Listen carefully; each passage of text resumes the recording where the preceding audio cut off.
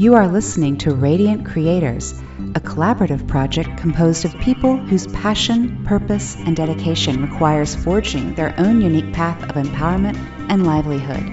A Radiant Creator isn't making a living, they are living.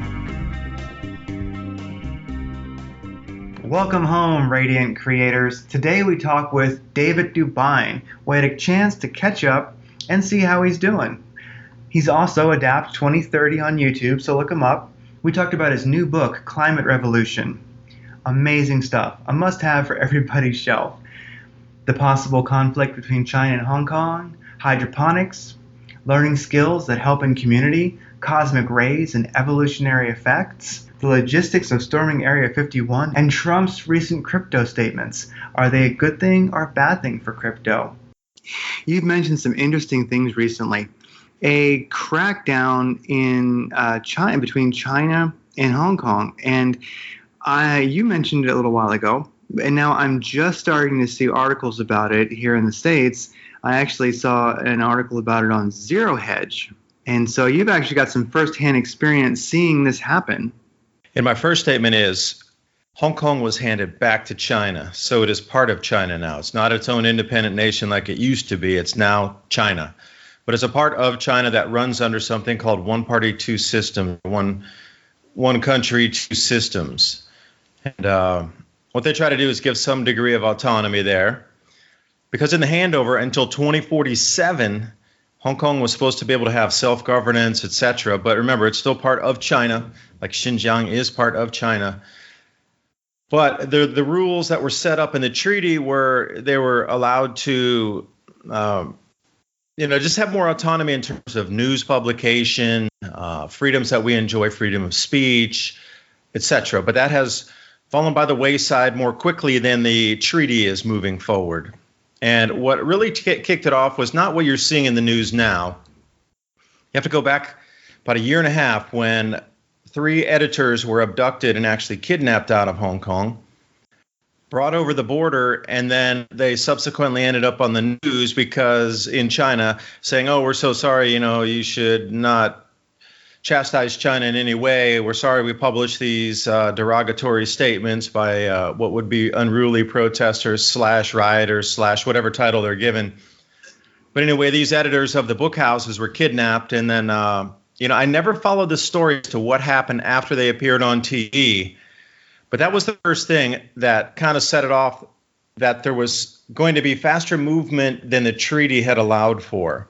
And then fast forward to today, the extradition bill is, if you say anything in the media there that, say, Beijing would find negative and consider treasonous, they would be able to come over the border and grab you like they did the editors in the middle of the night with no trial, just grab you and pull you back across into a mainland court system, not Hong Kong court system.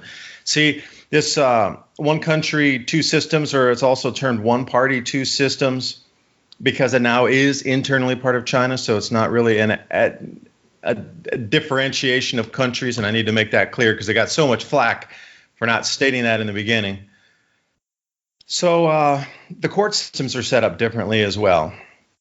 Now, what we're seeing here these last 2 months, people in Hong Kong are saying, no, we don't want to accept this extradition bill. If something does happen, social media-wise, whatever-wise, and it's not approved language to speak, we want to be tried here in Hong Kong, because the court system is different. It's set up under British rule.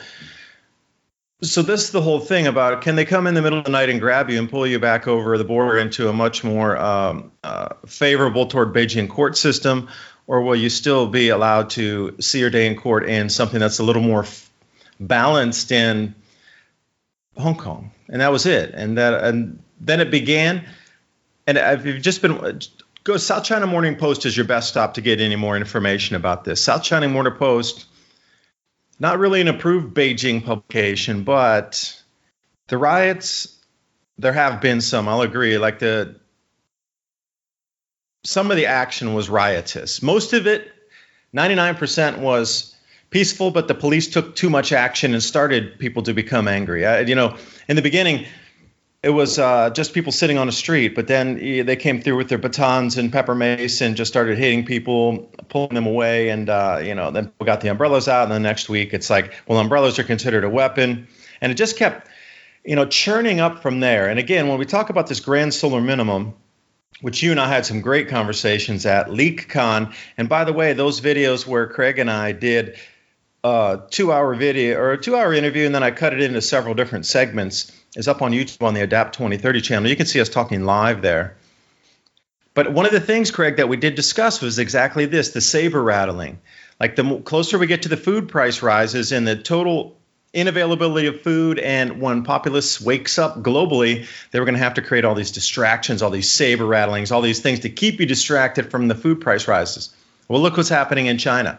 They're actually actively putting out articles now saying, hey, there's enough food for everybody. Don't hoard, don't overbuy. If you buy too much, we're going to reduce your credit score, your social credit score, if you buy more than your average, because we know what your purchase patterns have been for the last 5 years. So in China, the food prices are up 45%. America, we're starting to see everything tick up. Thailand, I could not believe how much the prices have risen there. And everybody was talking about how much more expensive everything was, from fruit to noodles to just going into sitting down at a restaurant. Anything you bought at, say, the convenience store was up, baht or cents in equivalent. Everything is up across the planet food-wise. Now, wages have stagnated. You mentioned Zero Hedge, one of my favorites, Economic news. So what are you seeing on the economic front that kind of ties into this? Because you read Zero Hedge a lot. I haven't had a chance to read in more than 2 weeks. So what are you seeing on Zero Hedge here, Craig, that's matching up with downturn in economy, rising food prices, citizens across the planet getting more agitated, and then governments trying to throw bigger, more Hollywood-esque stories out there to try to keep everybody distracted. So what are you seeing on your front? Yeah, as far as media that would relate to that, I mean, of course, over here we are seeing it's starting to hit the mainstream, just the issue of some food scarcity on the shelves because so many people notice it. This week it wasn't as bad as it was the last couple, but if you do go to some of the big box stores like Walmart, you will notice that sometimes the shelves are really bare. And it's just, it's unusual. So it's kind of feast or famine we're noticing in big box stores right now, like Walmart. It's either kind of empty and sparse, or it's, not quite as full as it used to be when it was full. And also we noticed something really odd was that the produce in supermarkets hasn't quite looked as good, as in they're leaving it on the floor longer, which just makes us kind of question, because usually your produce department, manager, employees, I wouldn't want the place to look crappy. You don't want your produce to look crappy. And it's just we're starting to wonder, are they just getting it less frequently getting it less? Is what's showing up less quality? So those two things that we've noticed to the point where you notice that you can't quite ignore it. As far as saber rattling, one of the things that we see here in the media right now constantly is the Fed rate cut and what that means. And it seems like there's lots and lots of press on that one. And I think most of the general population just doesn't give a crap. But they're really trying to push it, to get it in everybody's face to the extent it makes me question if it's being set up to cover economic realities that we'll be facing from a grand solar minimum, because they sure are blowing it out of proportion right now. Let's see, look at the media here. Lost my train of thought there, but yeah, I'm not seeing anything that's really standing out. It's going over the media that I've been looking at. There was something in particular. I just got to find it. Where was it? I always forget when we're actually talking. Let's see. Yeah, so as a novice like myself here, or a lot of people listening out there, what do you mean by overdoing the rate cut? Like, what does that mean for just the average person? That you said they're putting too much emphasis, it's too grandiose, there's too much to it. Like, what does that mean? Yes. Okay. Yeah, now I got my train of thought back. Sorry about that. It's been a long day. So, Trump was calling the rate cut unnecessary. And then he's had some different, strong statements about it. And then also we just see it on the regular mainstream media, like your MSNBC and your Fox and such, debating whether we need it or not. It's just and I guess that's what I would say is it's just more talking about it why we're doing it. What does it mean? What will the results be? Is it going to be good for the economy? And then you get a lot of commentary. No, it's going to be bad for the economy. Like, there's commentary. Trump's doing it to crash the economy. Some people are saying that the left side of the house is doing it to crash the economy to make Trump look bad. You're just seeing a lot of, all the mainstream media really does, just kind of worthless babble, basically. But we're seeing a lot of worthless babble where it's really gotten in the last, week or so hard to ignore the rate cut. I mean, if you look at, Zero Hedge or any media, really, if you go to I'm sure if I went to CNN right now, I'd probably see an article up front on it, And it's that question of, is everything going to stay the same, get a little better, or is this going to hurt the economy? Is it going to dump the economy? And I don't know. When it gets put, we have rate cuts all the time. It's never that big of a story, really. But this time around, it seems to be a bigger story than usual, where it just kind of starts to wear you out. Like, you're really tired of hearing about it. It feels like it's election season, but the election is the rate cut. So it just seems odd. It just seems like maybe that's to cover something up, like a possible decline in the economy, or who knows. But one thing that I noticed that I've seen in the media that is out of place is the coordination between Trump and the IRS. Because a couple of days ago, Trump came out and said, he did it. It was in video. I think he also tweeted it. I have to go back and check if he did both or not. But he said that he didn't think much of cryptos. Didn't think much of. I think he mentioned Bitcoin or just cryptos. He didn't think much of Facebook's coin, system that they're trying to make. It's based on nothing, etc. And so I thought, that's odd. I mean, I guess I don't really care what he thinks of it, but everything is calculated in politics. Nothing's by chance. So him saying that, of course, is for a reason. Whether it's 4D chess, as some people believe is often taking place, or he legitimately doesn't like crypto, or maybe it's to promote it. I don't know. You never can exactly tell with Trump. He oftentimes is working some angle, and you don't exactly know what he's working at from his statement alone. You have to kind of give it time to see how it evolves. So I found that to be really unique. And along with his statement, we had the IRS send out all these letters to crypto people who bought crypto. If they can find you having bought it on, Coinbase, et cetera, then they're sending you these letters that are basically kind of a phishing letter, where they're just saying, hey, we know you bought crypto and you better pay your taxes and blah, blah, blah, and they're written in a way which is, scary, basically. So you got the coordination between Trump saying, I don't like cryptos very much. And then at the almost the day he says that is when the IRS letters start landing to scare crypto people, and that to me, I don't know. What are your thoughts on that one? I mean, that just seems like, I don't know what to make of it. Is it a positive thing, a negative thing? It's definitely gotten more people aware of crypto, but at the same time, I just get a funny feeling about it. How about that? Yeah, I would say the whole thing, in my personal opinion, is the awareness campaign building that is coming on board right now. The Facebook, how many people are aware of crypto now because of Facebook? And then the president comes out and talks about it. And there's so many other governments that have talked about it. In Asia, there's places like Taiwan and Singapore that are actively pulling all development of crypto into their countries. They call it sandboxing.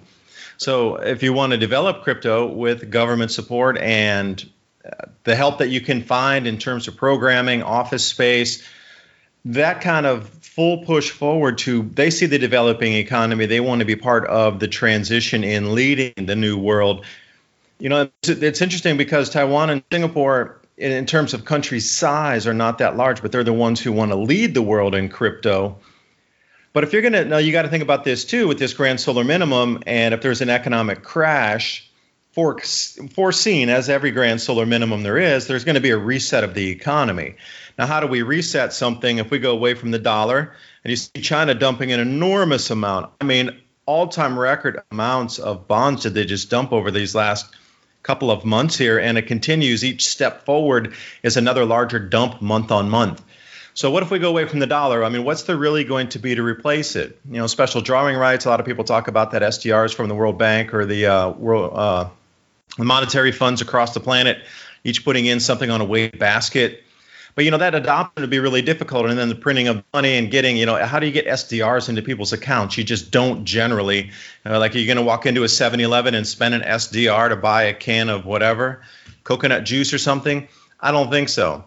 So the whole transition from one economy to another, one payment medium or value system into another, I think it's going to have to be cryptocurrency. And I think they're already starting to get us primed up for these changes into a global crypto system. Because you can see a lot of work has been done in the last 2 years. Now, you know, the Wayback Machine, and I say Wayback Machine, I can't even believe I would say such a thing. You know, you go back to 2017, and things were still very rudimentary in terms of how you could pay, how you could store, all the ICOs were running. And then you fast forward to today, like there has been light speed jumps in terms of usability and storage and these types of things in just 2 years. I cannot even envision in another 2 years where we will be. It is really that much of a different ecosystem in 2 years.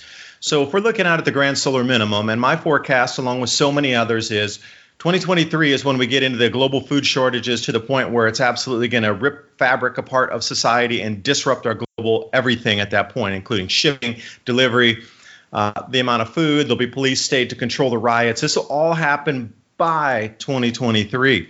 And again, the global awareness of the problems we are facing will be here slightly this year. There's going to be a lot more people wake up this year. In the Southern Hemisphere, you should see the tremendous amount of cold and snows that we're receiving. In Minnesota already, it's 40-something degrees in Minnesota today.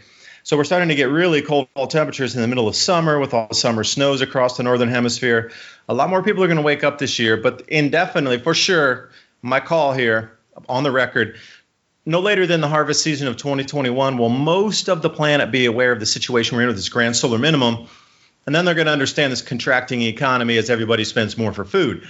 So if we need to switch to a different system for money, you got about 2 years to get the awareness out there. You got about 2 years to get the confidence in the new system out there. Got about 2 more years to get the tech to catch up with what we do in terms of speed for payment and credit card processors.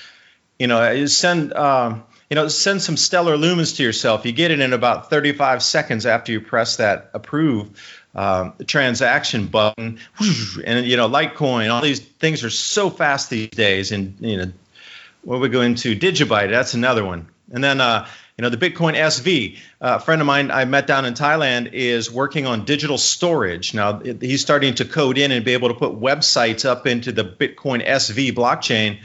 And it's going to become a digital storage medium. So that Bitcoin fork, this one can hold storage. So, if we completely move over to a blockchain system, which the IRS would love because they would have every transaction on the blockchain somewhere that with new developed AI, they could come back and find every transaction. They could follow every hash through everybody because you got to have a start point like that Coinbase you started of. What happens if you exit and you never sell? I bought some stuff on Coinbase way back in early 2017, but I just pulled it off the exchange and never sold it. So, you get a letter from the IRS, I'd be like, I never sold it. I bought it and I'm still holding it. Same one. You can, their transaction hash, they should be able to see that it went to a wallet and never moved out. So I think it's all about brand awareness, if you will, because we're trying to start a new luxury brand here called crypto, but more people need to know about it. Entry, Facebook. Why is this all happening now? Why didn't it happen with all the ICOs? Why didn't it happen last year? Why are they waiting until this year, 2019, when food prices are starting to go up? Before now, they're starting to bring the awareness of crypto.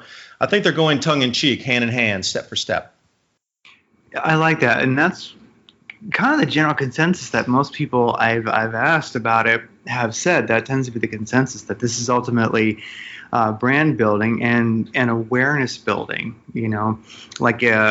Trump says it's bad, and you just think about it like, when your parents said something was bad, what did you do? You became interested in it. Correct. Yeah. So Double. It's like, I mean, oh gosh, and I can see so many people who really, really don't like Trump just buying crypto out of spite now as like a rebellious act.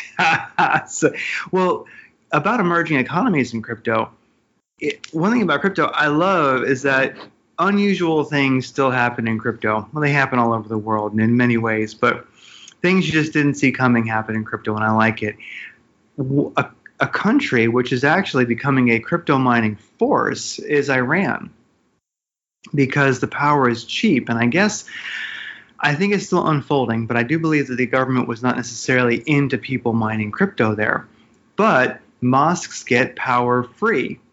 And so they started realizing that they had mosques full of like Z9, hardcore ASIC Bitcoin miners. And so I guess that's being worked out. I guess the government, I haven't followed it too closely for a while. There hasn't been a lot of news about it. But it seems that the Iranian government was not into it, but they were doing it in the mosques because power was free. If you can get free power, then you want to be a crypto miner. And so the mosques were like, well, hell yeah, let's mine crypto. And I do believe, at least last I heard, that it's working out where the government's just going to put up with it. It ultimately helps the economy. And so I never would have thought a couple weeks ago that Iran would be a crypto mining, force in the world. But they're starting to be.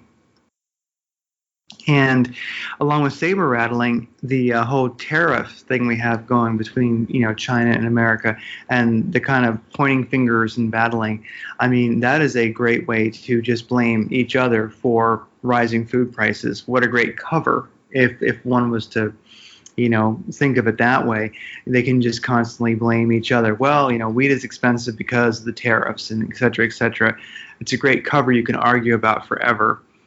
And that's something I wasn't quite connecting with the Fed rate cut, is that ultimately it's so in our faces right now. There's so much media about it that, if the economy starts to have issues because of food prices, the rate cut and then further rate cuts would be a great cover. So it does seem like there is a lot of saber rattling going on, and also just smoke screens for the economic reality that we are moving into. And of course, it's a bit of conjecture on my part, but well, that's what I do.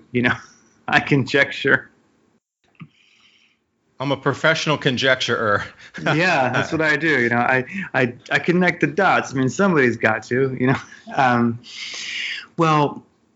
I was going to mention you have a new book out, of course, and I have it. I printed it, and it's great. So I really like it. So Dave DuByne's got a new book out called Climate Revolution: The Grand Solar Minimum. It's in color. Of course, if you decide to print it in color, it looks really good. All the graphics render really well. It's got lots of illustrations. It's got lots of understanding a solar dynamo and wave interface. David really laid out the issues that we're facing, space weather, and then also just a great dive into our history of climate, of course, and things we can do about it, ways to grow indoors.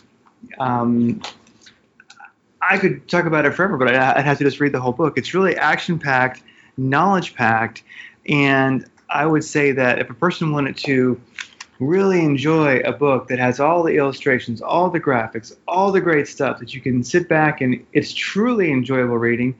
The pictures never stop, the content never stops, and you have lots of links in it. So if a person is reading it online, they can click the links. I myself like to just read it on paper, and then where I can see that you have links, if I want, I can go over to the PDF version and I can just click the link easy enough. But how is the book doing? You really have created a pretty epic creation here.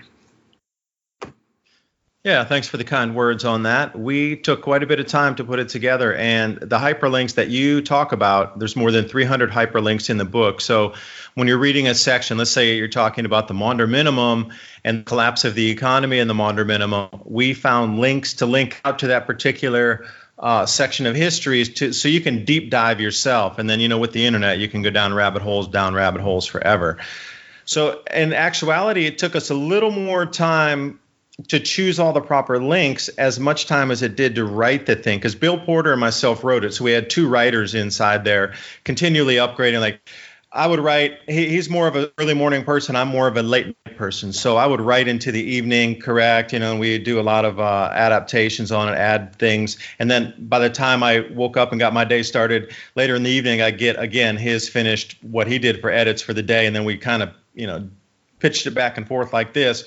But what took us a long time was getting the correct links, the most quality usable information links. We didn't link to just anything. We actually, for example, when I was trying to go to PDFs that had the information talking about solar cycles and, the traceability of solar cycles and historical records going back far further back into the Silk Road traders, the Arab traders, and what China had dictated and what they had in the Middle East and Saudi Arabia, et cetera, since you're mentioning these areas, about the sky phenomenon that they had witnessed that seems to back up with beryllium-10 or oxygen-18 isotopes or calamities that they can find in different parts of the world.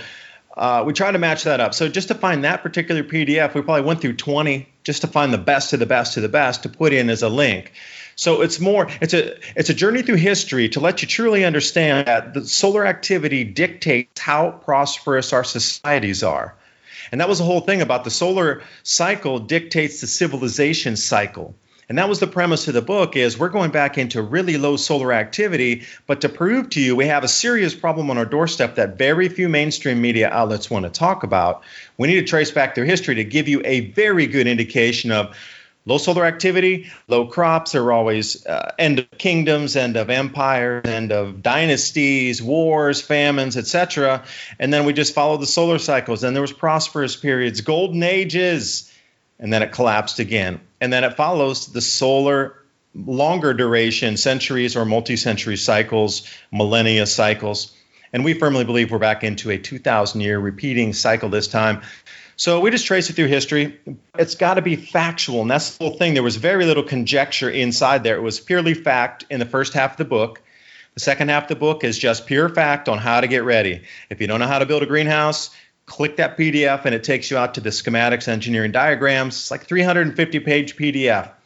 It shows you how to build greenhouses if you have proper engineering people to help you, and you can buy like machined parts. Or there's the other part of that same exact PDF on how to build greenhouses was DIY, but they gave you 5 or 6 different types of greenhouses from Wallapinis to the regular glass ones we see that we're used to different variants thereof.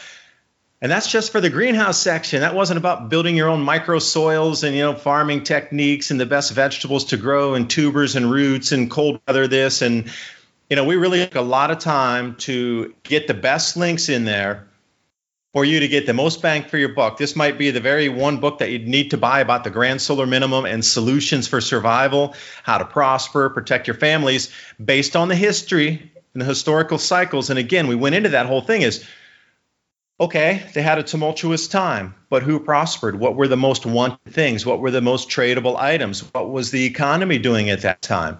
So we try to trace all the way through there and give you the best glimpse of the future by looking at the past. The crystal ball is nothing but a history book. And like you said, the conjecture, like we have better tech now, we have better communication systems, better global delivery, which they did not have in the 1600s, 1200s, 800 AD, etc. We do now. We're more reliant on mechanized farming, which is a problem. They didn't do so much. They had so many different types of crops. At the time being grown by multi-farms, millions of smaller farms back then compared to the mono farms we have now.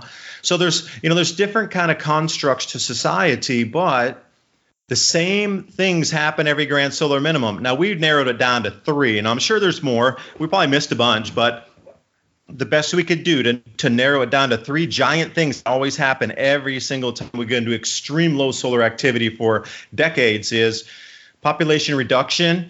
There always seem to be great losses of life through disease, and that is explainable just because people weren't eating properly, so the micronutrients, and people got really weak, and diseases swept through. So that's super easy to explain. There was population migration, which meant that some cities in the north, this is Norway. We did a study on a port city up in Norway, southern Norway. They used to be able to get supplies in every year, but the ice became too thick during the grand solar minimum, so they could not get their yearly supplies in. They abandoned the city up there. And when they came back circa 1710-ish, 1712, 13, when they started to reemerge and bring people up there again, the city was 90% abandoned. So then you find these massive population migrations across the planet. That's fine. So you get that so far. We got the population declines, the population migrations, meaning people move for either economics to better job-seeking zones, or it's just too cold and they couldn't heat their homes, they couldn't grow food, so they left. That's a no-brainer there as well. But then, we get into the economic contraction, and that's the last thing, and that's, it dovetails so well into our conversation. The economy contracts. Everybody's spending more for food. They're spending more for supplies to stay alive in colder times. They have to, shift kind of the plows they were using, the animals they had, the types of seeds they were buying. There was a lot of shifting going on in the economy at that point. So that's another key for you to understand. There's going to be a massive shift in the economy. Now, if you can figure out what's going to shift and where it will move to, again, this is your crystal ball based on the past. What do you think people would need today in today's modern world if almost everything you know about agriculture, food pricing, where you live on the planet, how much insulation you have in your homes, global shipping, were to be disrupted in certain ways and fashions? You'd have to provide a secondary relief system somewhere. You'd have to provide a substitute. Now, what would that be? And that's where we let you try to take off on your own mind and work out your own solutions in the book. That's it. I ran it along there, but thanks for letting me talk about the book there, Craig. Oh, no, it's great. And, well, definitely, I think one of the issues we'll be looking at when it comes to global commerce, because, humanity continues. We've been through these earth changes before. I mean, we've been through worse than grand solar minimums. And so far, the universe hasn't wiped out humans yet, although it's tried.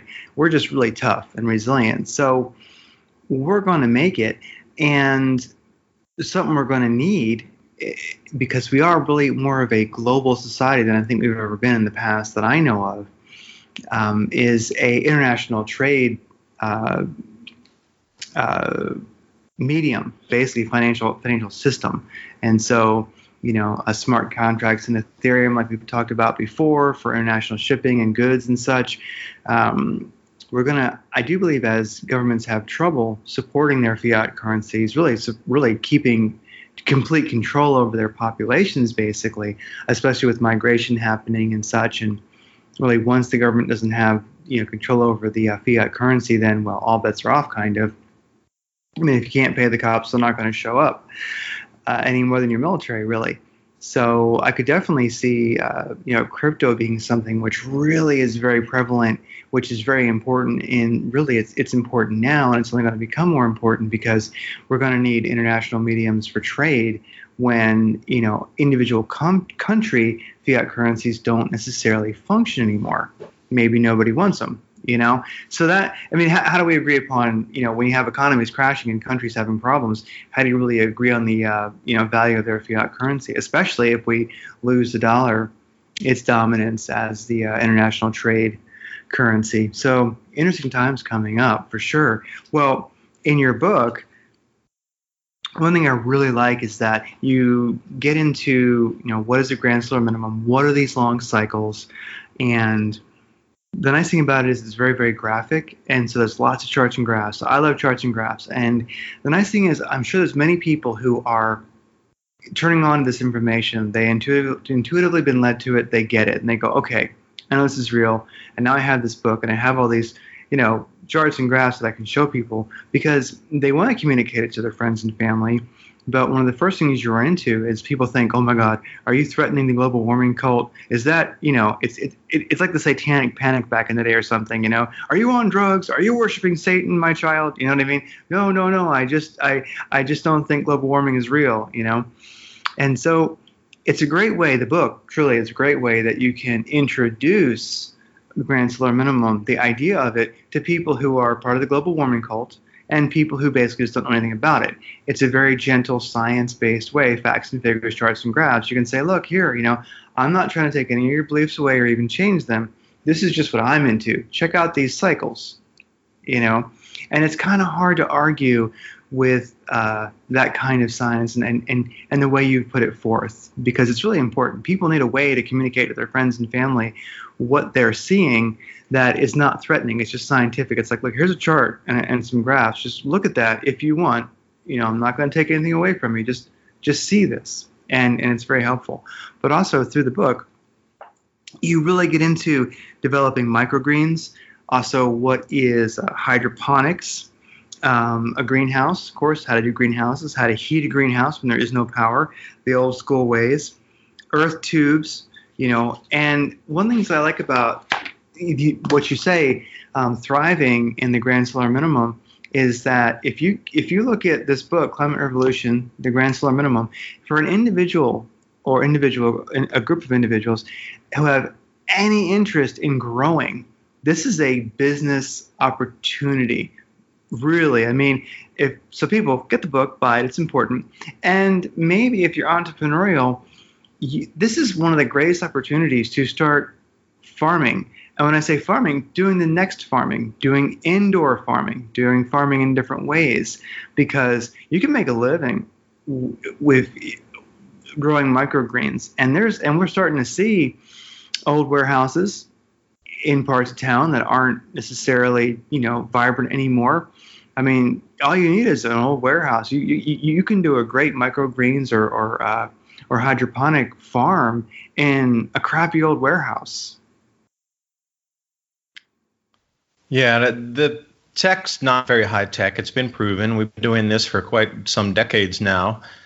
And the only one thing that I keep getting a little flack for is talking about microgreens, is they say, well, in this dire situation of food losses that you're talking about, how are you going to consistently get a seed supply in there to continue to grow your microgreens? So I started thinking, and I took some action myself, where when we would sprout microgreens, I would save a quarter of the tray, and then they're already sprouted and they're a couple inches tall. They're good seedlings. And then we just put them out into, we tried several things, natural grow. We put them in buckets. We put them in slotted trays. We did all kind of stuff just on the balcony and out in some natural settings to see, could we get these things to grow back to seed? And sure enough, they actually grew faster because they were sprouted in a protected condition. So when you put them in the ground, they're just off to their races. You put them in a 1.5-foot deep pail out there with drainage and soil. It's like a big flower bucket, and whoosh, they were off to the races again. So they seem to seed faster. Also, we were getting seed back in as little as 6 weeks if we sprouted them indoors. If they were coming up to the full couple inches after a good 7-8 days inside. If they had that incredibly healthy start, once you put them outdoors, wow, it was great. So we overcame our own feedback loop on that. So that quarter of a tray was enough to grow the whole next tray. But you have to keep it in a like a bicycle chain. You just can't use all your seed and they'll be, all right, we got to wait 6 more weeks. It was like you need to be continuously sprouting every week and continuously saving a quarter of what you sprouted and then replanting it to be able to get the seeds to then be able to sprout again further on, another 6 weeks, 8 weeks down the line. You got to let the seeds dry a little bit, get them hard, and then, then you can resprout them again.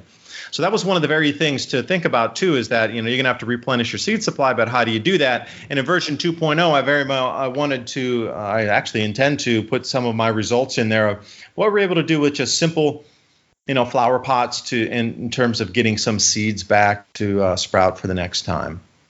So beyond that, yeah, that's really helpful. And food is going to be a tradable item as well. Like they found through every grand solar minimum, the farmers became super incredibly wealthy because they grew food. And then it came to the point where they actually had to hire private security to protect their farms. But the private security was very happy to work there because they were getting free food and they were also being allowed to take food home to their families. So it was more than just money for the people protecting that were hired to protect farms back through, you go back through history and you find it. The money was great, but more about getting their food to keep their families alive because they were in the center of food production to keep that safe, because if it went down, their families lost all the food, they lost all the food. So there was an extra couple of reasons for them to protect it wholeheartedly versus just getting a paycheck. So history is a good way to see what's going to happen in our future here. It'll be different, but it'll be very similar. Definitely. And something I would definitely recommend to people is what you're saying is very important about saving your seed, because seed is unless you are a very wealthy person or just you got more money than I do, buying enough seed to last forever, it's pretty darn expensive. Sprouting seeds are not. I mean, when you start buying them in the 5 and 15 pound bucket and such like that, or even larger amounts, it gets pricey. So I would say most people who don't have a good deal of cash really can't buy enough sprouting seeds to really be thinking about forever. So they're going to have to start, collecting seeds. And along with collecting seeds, I would also say start growing now, because there's nothing a person's really going to be able to do very easily when they have to do it, when the situation becomes dire. We've been getting into hydroponics here. We have microgreen trays going, and we have hydroponics. We have some flat ones. We have some tubes going now. I'm working on actually creating a small business where I actually sell the tubes already done in a 5-gallon, in a 3.5-gallon bucket. They're mounted in there, and it's a whole hydroponic setup just here. Put your nutrient in and go. And so this is really the time to start growing indoors. Like whatever the individual's plan is, start, because it's fun and it's healthy, and also you can still get parts now. You can, if you can order things on Amazon. Oh crap, I need some more tubing. You can order it. You can get it. You can learn so much, because we've only been doing microgreens and hydroponics for a couple months now, but it has been an epic evolution of knowledge. And now we'll be collecting our seeds. I hadn't thought of that, and that solves a lot of problems. Because we were kind of stuck thinking, oh yeah, we have to get more and more seeds, and I think we'll still continue trying to do that. But yeah, it's time to start putting some of these little sprouts to work. And it's funny, you're mentioning how they're so full of life and they're so vibrant. One thing that people will realize as they get into hydroponics, and also if you do fertilize your microgreens, we grow them in cocoa mulch, and we do some fertilizing. A lot of microgreens and hydroponic plants, they're pretty much grown in organic plant crack. So, it only takes them a matter of days, and you've got a tree. So, and also, when it comes to like the new economy, you might say like the grand solar minimum economy, how things do change. Books you've mentioned on your channel before many times, The Fate of Rome, Climate, Disease, and the End of an Empire is a great one to read, just to realize, wow, how climate changing affects people en masse. And then, of course, Life, Death, Rhythms of Ancient Empires is another book to really get a feeling of, wow, look what climate has done. And when the more history you know, especially those two books are great, the more you can prepare because you know what to expect. But one of the things we're doing, I know we touched on that before, but a way to thrive during this time is to secure your safety to some extent. Life's not safe. You never know what's going to happen, but we try to hedge our bets and live as comfortably as possible and as safely as possible with some forms of protection if we're able. I think a great form of protection to thrive is be important. Be important in your community. Be the person or be the family that people can't do without. Like one thing I started doing was brushing up on my EMT training, going and getting certified again. A bunch of first aid and secondary aid. And I was going to do the EMT training, but I realized that's too much training, which is irrelevant. So there's just great tactical first aid. There's a lot of places here, my area in Arizona, but they're everywhere in the country and the world, where you can really get, for very little money, state-of-the-art first aid training and secondary aid training. And you can really be the person who can actually truly help injured people. You're their best shot. And that makes you important in your community. The people who can help injured people, and also the people who know how to use natural medicines, know how to grow them. Are you in your hydroponics, are you growing medicinal herbs that you're making tinctures out of and such? These are fun things to do. But that makes you important. When you are the doctor and the natural pharmacy for your community, people will protect you. And then also skills that you mentioned in the book that are very important. One is preserving food, canning. It's great to learn how to can, and it's fun and it's healthy. And you can get your community, you can get your neighbors to do canning parties. And then you're the one who kind of runs the show. Once again, you build a stronger community and you make yourself important. People will watch out for you. Like we're right now working on making pemmican, like the original power bar, and it gets fun. So really, I think that's something in the book too, and I think just something really important for people who are thinking about this grand solar minimum reality that we're moving into is, hey, start. Don't wait till later. Start growing your food now and start making, accruing forms of income for yourself that like, start thriving now. Why wait for it to get bad? Yeah, let's take a step back to the books you mentioned about the fall of Rome. You hit the nail on the head there. The soldiers quit fighting because they weren't being paid. So when you move forward in this new reality, you're going to have to realize that a lot of government services will no longer be there for you. And it could be even the water in your tap or the electricity to your home. So think about that. How do you take care of yourself from that point forward? And being valuable in the community, this is where it gets into the whole skill set range of, I'm going to use the words pioneering lifestyle, because a lot of things we take for granted and just the ease of our lives, that we've been so blessed, so lucky, and I'm so thankful and grateful and wonderful to be here in this life right now where I'm going to be able to experience both worlds. I think it's going to be more difficult for a lot of older people to leave the old world and step into this new one where there's going to be less services and less luxuries. But I think the kids that are growing up today, they're just going to jump right into the new world, and I think be a little more happy without all the grotesque, I should say, instantaneousness of everything. And I don't know how much more instantaneous you can get. It's almost becoming some sort of mental illness in our society on the instantaneousness of everything, and without it, and it becomes neurotic at points. So, maybe the pendulum has swung too far to the one end, and this is just nature's balancing to rebalance us and swing us to the other edge. I don't think we're going to go caveman style. I for sure don't believe we're going anywhere close to Mad Max, and we're not going to go that far. If we did, that would truly be a society, civilization ending event if we went down to that point. Mad Max, I mean, how many people were even around there? I can't imagine that. At that point, when your back's against the wall that much, I cannot believe that humans would not mobilize to try to make their lives better. Like, you look at those Mad Max scenarios, there's still like a few thousand people in all of Australia or whatever it is in the scenario there. Like, you think if it got under that much duress, people would just drop all their differences of how much money you made, what religion you are, what you believe in politics, and start helping each other, because it's way, way beyond all those things they divide in us, these wedges they put in our societies. Like, the human ingenuity spirit has gotten us through all these tumultuous times. And we've been through things far greater than this. We've come out of a full ice age that displaced and brought our population down to 10 million people or less globally. We've bounced back several times. We have massive cataclysms, we bounce back. Minor cataclysms, the regions bounce back.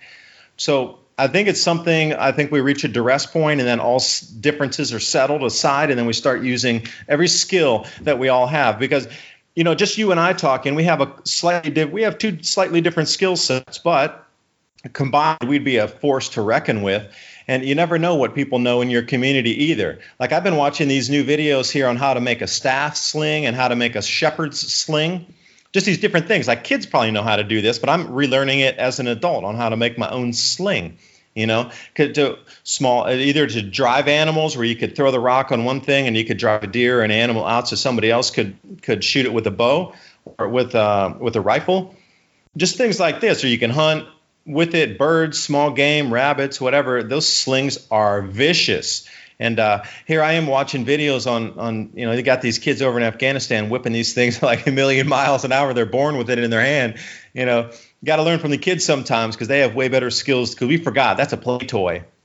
Well, this thing's actually usable. So yeah, this week I'm trying to build a staff sling, that sling, shepherd with it, and you can throw the rock off the end of the stick there. And also the regular sling, David and Goliath, where David killed Goliath, that kind of sling. Using stones and trying to perfect the method of being able to hit something with it. Takes a fair few thousand tries to get it accurate, but I'm willing to spend the time to go to the beach, pick up a bunch of rocks and throw, watch the sunset, and sling every day for a little bit.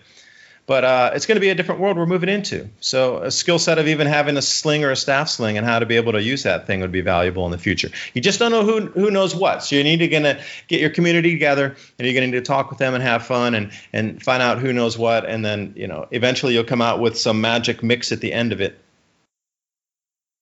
Yes, I do believe that humans have a natural instinct for it. I mean, if you trip over something, your hands naturally go out and you catch yourself. You put your hands out so as you can try to catch yourself falling. And that's your brain just doing something which is hardwired. It's just your hippocampus turns your frontal cortex off, and your mammalian brain kind of slows down, and just your brainstem takes over. Just literal programs, like a program runs. Oh, it's the following program, and your arms go out. Your brain actually turns off your ability to think, so you don't mess it up. And your hands just go out. So I really believe that humans are, because I've seen it, in bad situations, they are instinctually programmed to get along. You know, we're smart in that way. I think humans inherently know that a community is important, and I've seen society fall apart. You know, I've talked about that in other times that we've talked. And yeah, humans. I mean, there's always some that are a pain in the ass, and they just kind of get tossed out of the community. And then humans just naturally build communities. It's really literally, it's part of us. And so I definitely do have faith in that. And, you know, this is a great time to, like you're mentioning, find out what your neighbors know. You know, this is a great time to start, you know, building communities, because right now most of us are pretty foreign to them. You know, we really kind of are very solitary in our homes. You know, most people don't even know their neighbors.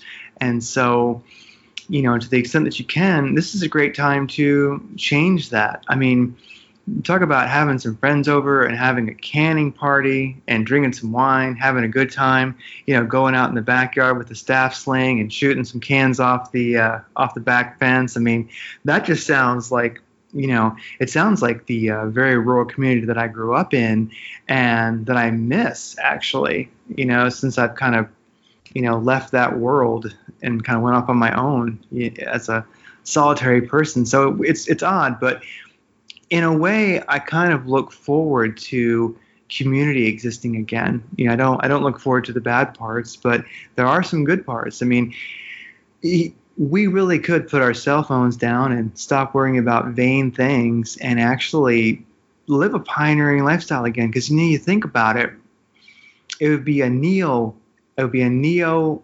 pioneering lifestyle. It would be a new pioneering lifestyle. Because when I think about our ancestors, I mean, when, let's just say here in America, you know, some of the Europeans showed up and they went west until they got to the ocean and they stopped and they called it California. Well, everybody was a prepper back then. Everybody was a pioneer. Everybody was living off the land. Everybody was nomadic.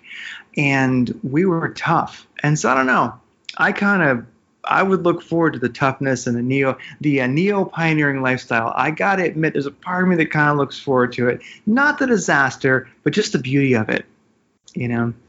And here's a fun topic, because we've been going for almost an hour now. Here's a fun topic, because it's good to have fun. People are talking about storming Area 51.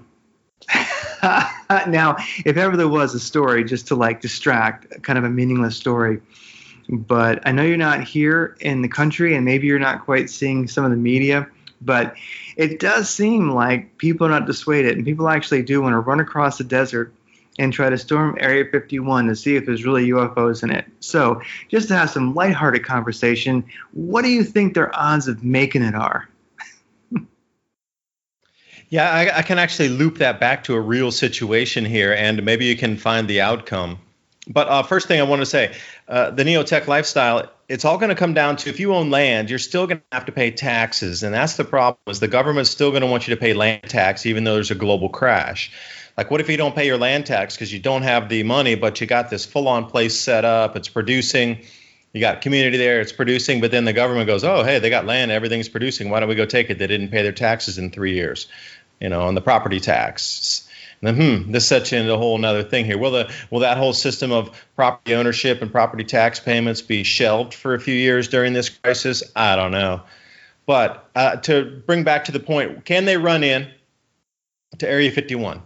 So I'm going to take you up to the Oak Ridge, Tennessee nuclear facility up here. This is about, it had to have been about 5 or 6 years ago. All right, the orders were the soldiers that anybody got close to the internal structure, they were to shoot on sight. I mean, no questions asked. If they're inside the inner gate next to where the storage facility was, you shoot them on sight, and it's a national security risk. Well, a bunch of protesters went in there, and they were hippie carrying signs and all that shit. And they went up and they actually put the signs on the sides of the building where they were supposed to be shot on site. They spray painted a bunch of stuff, and there were more than a handful of them that got inside there. And they got, the whole thing was, why didn't you open the machine guns on these people when they stepped inside that site on the kill zone? And they're like, well, they were just a bunch of hippies, man. So they didn't. And it was only like 12 people. And this was in a secure nuclear facility that had enriched uranium inside the facility, that if anything terroristic, or if they would have put something to blow out a wall, that would have had contamination everywhere. And they still didn't shoot them. Now, they should have been, just mowed down instantly the minute they even were able to get into the internal, like they had cordoned off in 3 sets of like barbed wire fence gates. So once you went through the first one, it triggered a bunch of stuff, and then the second one, and then once you got in the inside, they actually had people stationed there with weapons to shoot people that got that close. So going by what happened with that little kind of microcosm, can you imagine millions of people running across somewhere? That'd be uncontrollable. I mean, you would literally have to open up full-on Gatling guns at nonstop to stop 1.5 million people. So I don't see our government doing that, because if they didn't shoot 12 people running up to a nuclear facility that had enriched uranium, Area 51 is something completely different. I don't know. I think they'll be able to do it if they do en masse and everybody runs at the same time. I don't think they'll be able to stop it.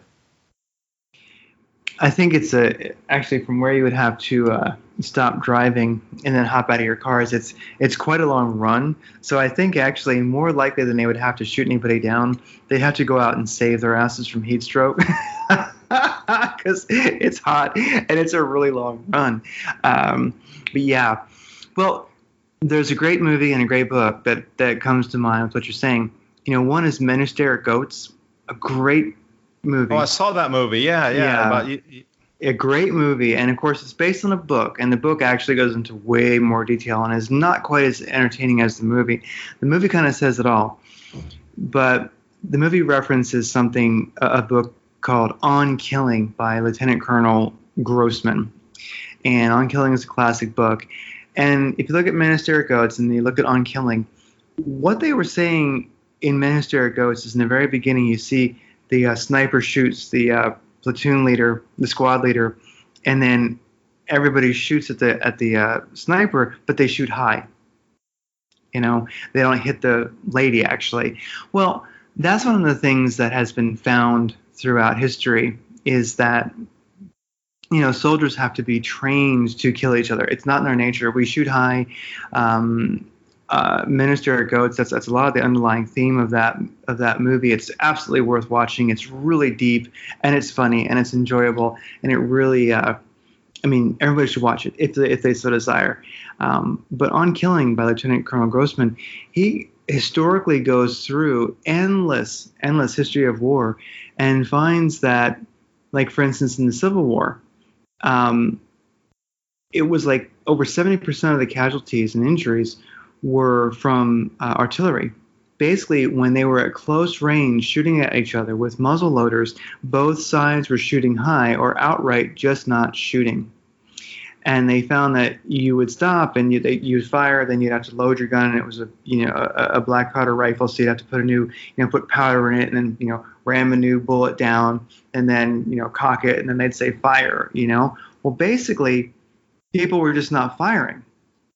Because if enough people fired high, then you would know the people who didn't. And so actually after battles, they found that many, rifles were on the ground that had been loaded 5 or 6 times over and over and never fired, just to look like they were doing it. So yeah, humans naturally do have a very, very hard time just blatantly shooting other humans down. It's not in our makeup. It takes an extreme situation to kind of, you might say, brainwash us into doing it. It's just not in the human's nature. We're communal. We're good ultimately. We don't like to kill each other for no reason. So yeah. Anybody, if you want a little bit of inspiration, Men Who Stare at Goats. Very, very, very inspirational. And then also in your Grand Slow Minimum training, On Killing, a great book about really how humans are hardwired not to hurt each other, even though it may be hard to believe. Lieutenant Colonel Grossman makes an incredible case for humans finding it almost impossible to injure each other. Well, as we wrap things up, because I don't want to keep you all, I guess, afternoon, for me it's night, Cosmic rays during the solar minimum. There's an amazing book, Magnetic Reversals and Evolutionary Leaps, The True Origin of Species. And I forget the author of that book. Robert Felix. Yeah, Robert Felix. Yeah, Robert Felix. Yeah, Magnetic Reversal and Evolutionary Leaps. Well, he makes the case, I do believe in the book, that increased cosmic rays do cause evolutionary leaps. And something I would ask you, are you seeing it? How are you seeing of course, we know we have volcanoes, and we know we've got many obvious things that the cosmic rays are doing. But are you seeing evolutionary leaps, or are you seeing people go crazy? What are you seeing cosmic rays have a profound effect on people, plants, animals, ways of thinking? Just an out there question.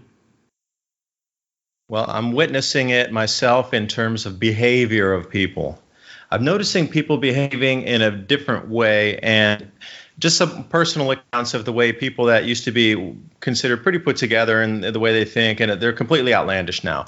And not the responsibility is kind of just going to the wayside. Like there's been vast changes in people I know personally in my life where they in the last specific year they kind of just turn into, I wouldn't say different people, but their thought processes are very different now. And I don't know if it's just the way we go through life and we learn more and we grow, and that's just the way we do. How you were 20 and you're very different when you're 50, that kind of thing. But to happen in a single year, it's very like, wow, that's interesting. But I noticed though, for coming in Thailand, I've been there several times, and usually it's land of smiles, everything is good vibe. This time it seemed like just angst everywhere. Everybody was on edge. It didn't seem peaceful at all. Everybody was very just like 1/8 of away from agitation. And I don't know what it was this time going down there. It was not such a relaxing experience. And airplane we flew back on, this is on Air Asia. There was definitely something wrong with that plane, and we ended up moving seats. And I know it's like you're in an airplane now. Well, if it crashes, it crashes. But there was something after we took off, something started to go wrong, and everybody heard it. The plane was kind of freaking out, and they're like, "No, it's okay." They come on the loudspeaker a few times. "No, it's okay. The engineers are looking at it. The plane's just fine," because we're at that halfway point over water already. They're already out over into the sea, heading up to Taipei, and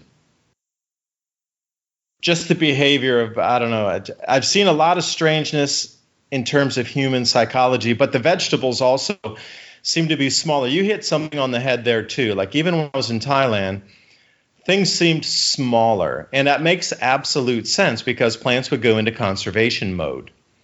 And what that means is the plants would respond to electromagnetic activity far in advance of when we would. So when you're seeing around the planet here, a lot of things are shorter, smaller, not as big. And I'll go in case in point, like potatoes are smaller. They seem to be 1/3 smaller globally. And even companies like McDonald's and whatever, or I should say Happy Clown, have reduced their French fry box size, the large size serving. The French fries used to stick out before, but they've had to reduce that. So when they put the fries in, it doesn't look like, you got a small fry where the fries are under the. So there's changes going on. And I noticed the fruit and the English name is shanju, or that's the Chinese name, shanju. It says purple fruit, and on the inside, a mangosteen, super white, delicious fruit inside. Man, they were incredibly small this time. Usually you see something bigger. I understand it might be a different harvest season, but the fruit just seems smaller, and I can't describe it to you. Things that didn't. It seems that the plants, and again, this year also, I was trying to think back in the wheat kernels right now. They're doing some, testing of the harvest for the spring wheat and winter wheat harvest. The kernels seem to be smaller, and they found this in Europe. Now they're finding it in North America. Take a look at the corn this year. It's incredibly small. They're finding really small ears being formed across so many corn varieties, and it could be just the bad growing conditions too, maybe. But all these things adding up into just smaller, less dense, less nutritious foods across the planet. And people are responding too. Like we're electromagnetic conduits. So the acceptance of these old world paradigms and, status quo things that we should never question are all being questioned now. So maybe that's what the realization is people believed in something so heavily, and then they suddenly have woken up and go, well, that's been a lie. Maybe that's what the changes I'm witnessing in people here across the board. Maybe whatever they thought so dear and near to their heart as rock solid has suddenly been shattered, and that kind of shattered the rest of their realities too. Because as you look through the news, there's not one day that goes by without a headline of some high-level institution, high-level corporation, high-level person that's not, everything that they were doing hiding in the shadows is now being brought into the forefront. And people are just taking a different look at the workings of our world based on how much has come to light in the last 2 years. So maybe that's it. Maybe it's just awareness is growing. But I highly recommend another book by Robert Felix. Robert, shout out. Not by Fire, but by Ice. That was his original book. Then he did Evolutionary Leaps and Magnetic Reversals for the second iteration, for the second book. It's a smooth read, too. You talk about smooth reads. You need to get that. He autographed a copy for me when we were at LeakCon. It's a smooth read from the beginning. It goes into why are all suddenly, and I came across this show from Animal Planet about mermaids, and it was the most incredible. I didn't really think I would be into it, but it had a couple interesting graphics there. So what it went through is the beginning of 6 million years ago on some of the remains they'd found on the beach. Now, is it fiction or is it reality made into a fiction story? So you go back into the early 2000s, around 2005-06, the Navy was testing a new type of sonar. They were having mass beachings of whales, pilot whales, porpoise, and all types of whale species. But again, they were finding something sort of human-esque remains that would be washing up as well in these huge mass kill-offs. And it was Navy sonar testing that would disrupt cellular structure like blunt trauma inside the tissues that they would find when they did autopsies on these whales. But they found a bunch of what would be considered human-esque, humanoid types of things that were dismembered and disrupted as well, that would wash up on the beach with these mass strandings. So they did a whole thing on, okay, if we were 6 million, 8 million years ago and hominid species took into the water and then they evolved from that point over the last 8 million years, what would they have looked like? And this is what the basis was of the whole story. It's rather interesting how they went through the evolutionary style, but it would totally make sense. If something was already partially water-based and you had one of these massive galactic cosmic ray bursts, perhaps there are true mermaids. They've been talked about through history. Since the Greeks, cave paintings 30,000 years ago still have these same creatures on them.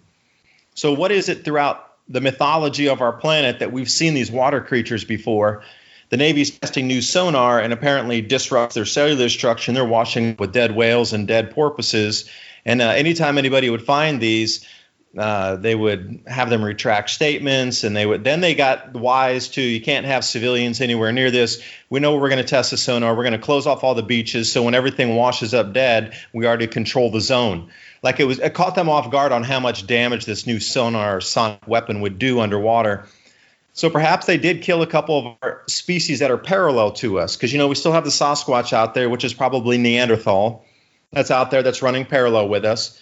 Now they have some aquatic species evolution that seems to be running parallel with us, but we all seem to have come from the same branch stem further back.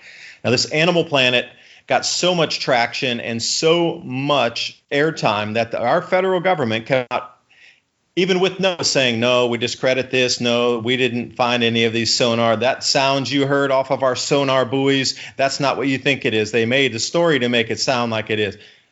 So whatever, there was a huge cover-up, and is it fiction or fact is fiction? I don't know. But this, it's like an hour-and-a-half movie, and it blew my mind so far wide open to like, oh my God, I never thought. So you're talking about the magnetic reversals in Robert Felix's book too. It's very possible, but these things have been unknown. They've been hiding from us, like Sasquatch. How often do you see it? We see it a lot more with people with cameras now, hunters, drones, etc. But now look at the same thing, like these mermaid-esque creatures with these wide tails, etc. They're being spotted a lot more. Every time you see one on YouTube or a news program, oh, it's a hoax, oh, it's a hoax. But same with Sasquatch, with the Neanderthals. Oh, it's a hoax, oh, it's a hoax. But why is it suddenly in parallel as well, in tandem, with all the new tech, we're suddenly getting a million more sightings of all these things that were once myth and legend that can't be proven. We never found a hair sample, but now we got 3,000 videos and hair samples and feet and DNA to prove the Sasquatch is real. And now we're getting thousands and thousands and thousands of videos from mariners, people on yachts, people with drones of these same, water-esque humanoid creatures. So I encourage you also to take a look at the evolutionary leaps in possible water-bound human species that evolved out of Africa, 8 million years ago. But the evolutionary leaps brought on by cosmic rays, because the evolution could not happen that fast for something that was living coastal, that relied on fishing and a little bit holding the breath and diving as a human species like we do now, breath holders, to turn into a fully aquatic species. That requires some massive DNA change. But look at through history. Robert's book goes into great detail on, we have species, and then there's no inner species, and then we have an entirely new line of species. And then and it happens again and again and again and again and again and again and again. But here's the wild card, everybody listening. The magnetic pole reversal, which we are in right now, is the main catalyst for these massive changes in terms of DNA and awareness. So what's going on with our sun? What's happening with the magnetic field on our Earth? We're into a polar wander / pole reversal ongoing, magnetic, by the way, not Charles Hapgood's crustal displacement type. But then there's all this new information about multiple, humanoid species that are running parallel with our development. So what was it? Were they just in a cave and then something happened to us and we're the ones that transformed, but the ones in the cave, like the Neanderthal, didn't get transformed because they were protected from the cosmic rays? Were the hominid species out there swimming one day and then they got zapped by the cosmic rays and they suddenly turned into something? Maybe nature, wherever we are, these cosmic shifts, wherever you are in your habitat and environment for your best thriving, maybe that's what you turn into, but like a super hunter in that environment. I don't know. The workings of the universe are strange, but there's a lot of things that have been kept from us in history about these evolutionary leaps and out of time artifacts that are being found across the planet in different strata layers, 3 million year old hammers, all this kind of stuff. If you look across the net, you can find an enormous amount of out of time or out of place artifacts. So something's definitely amiss with the evolutionary timeline they've given us. If humans were 21 million years old, as I believe, this would explain everything that we've ever found through what would be, 3 million year old rock layers. They say, well, humans didn't develop hammers until like 2,000 years ago.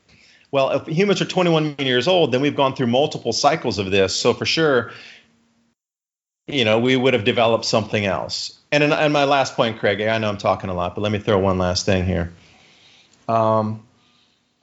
Just in the last, say, 5,000 years of human ingenuity, we have built an enormous amount of structures. Our engineering has gone, our mathematics have increased, our architecture, everything, just in the last 5,000 years. So if ice ages are 100,000 years, what happened to that last 95,000 years of human ingenuity? You can't tell me that they just got stuck living in caves and being nomadic and living by fire, fighting off like saber-toothed tigers, and that's it. For 95,000 years, that's all they did. And then we come up to today, and these last 5,000 years, suddenly we go, oh, hey, time to develop something. So some of these out-of-place artifacts could have been previous societies, even multiple ice ages back, millions of years back, that have done the same thing. They came to high points, and then nature took over and shattered their societies by just cosmic bombardments, galactic, energetic particle bombardment, magnetic pole reversals, sun outbursts, micronovas from the sun. Doug Vogt goes into that. So the question should be asked for everybody listening is, why did we not develop anything for 95,000 years? And just in the last 5,000, we started to become developers of things. We have the same exact cranial capacity, the same neuron network in our brains, the same thought processes. Why did we wait 95,000 or 100,000 years before we developed a thing society-wise? Makes no sense. And I'll leave my rant there. Oh, no, I love it. It's great. Well, those sudden evolutionary leaps, it makes me think about Neanderthals and modern humans. Could there have been an evolutionary leap somehow in there? We know that Neanderthals and I guess we call it, Cro-Magnon, like modern human, did coexist for some time, but then eventually Neanderthals just, it could be said, died off. No one is exactly sure what happened, but when we talk about the powerful cosmic rays and evolutionary leaps, I mean, that's interesting. It makes me sort of want to look at that timeline of where we, coexisted, and then when we did not, and look at what the what kind of space weather was actually happening, because that could have played a role. Just a thought, You mentioned people being angstful, and I would say I definitely have been picking up on people being more intense, just a certain intensity. I kind of call it cosmic gray crazy, cosmic gray craziness. It does seem to be having an effect on people behavior-wise. And just like you mentioned, plants being smaller because they're in conservation mode, I sort of feel like there might be an instinctual conservation mode that the increasing cosmic rays put people into. Because I do see vast changes in people, both some that I know who are going a bit crazy, getting a bit unbalanced, and then many people who are suddenly having interest in, growing microgreens and prepping, who never did before, or who are picking up new hobbies, or who are making real changes in their lives, maybe overcoming bad habits they've had for a lifetime.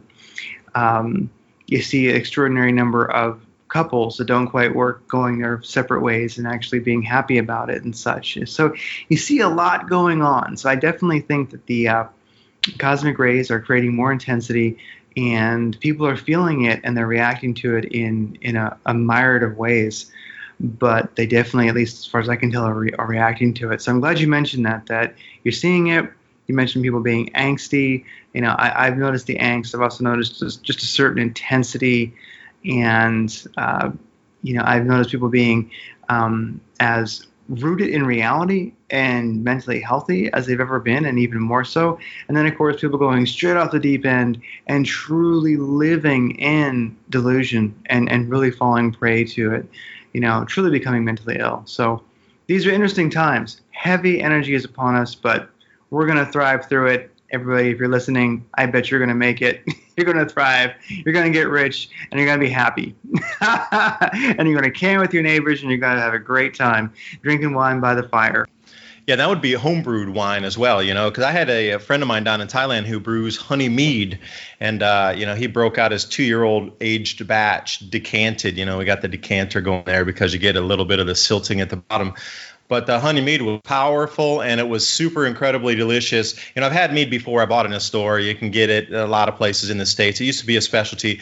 But having the homebrew skills as well to be able to create your own beer, your own wine, your own mead. But I think honey would be much more valuable as an antibiotic than turning it into alcohol or a preservative at that time, or even as a sweetener, as a flavor. Getting sugar is going to be a difficult thing. Once the store runs out, where do you go get sugar? Sorghum, I guess. You need to grow your own sorghum. You can get the heads off the sorghum for your grains, and you can squeeze the cane to get more sugar, and then you can boil that down, refine it, and get some, how about beet sugar too? Just the kind of things, how not many people think about sugar. But anyway, homebrew is the way to go. If you can homebrew anything, wine, mead, beer, that's going to be a tradable commodity as well. If you have access to grains and a distillery, or you can make your own still, you can, get some more high potency stuff. And again, if you bring it through a couple times, you could get that really high proof alcohol, not to drink, but for medicine, literally sterilization, something like the high proof for medicines and emergency situations. So, there's a million skills out there that people have, and just about finding the one. But think about what's most valuable, traded through history. I'll leave my point there. Thanks, Craig.